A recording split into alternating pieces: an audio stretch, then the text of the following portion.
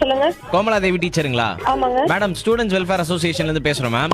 சொல்லுங்க sir. Students அடிக்கிறீங்கன்னு சொல்லிட்டு ஒரு கம்ப்ளைண்ட் வந்திருக்குது. ஒரு பேரண்ட் வந்து கம்ப்ளைண்ட் ரைஸ் பண்ணிட்டு போயிருக்காங்க. நீங்க இதுக்கு என்ன பதில் சொல்லணும்னு நினைக்கிறீங்க மேம்? ஒரு குழந்தைங்கள சின்ன சின்ன கண்டிப்புகள் இல்லாம கூட எதுவுமே பண்ண முடியாது மேடம், சார். அது புரியுது மேடம்.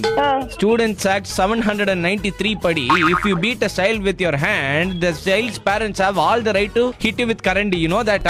தெரியும் சார். தெரியுமா? சார் ஓகே, இனிமே அடிக்கலைங்க சார். இனிமே அடிக்கலனாலும் இருங்க மேடம், உங்களுக்கு இப்போ ஒரு கவுன்சிலிங் செஷன் வரும். வெயிட் பண்ணுங்க, லைன்லயே இருங்க. எங்களோட கவுன்சிலர்ட்ட கொடுக்குறோம்.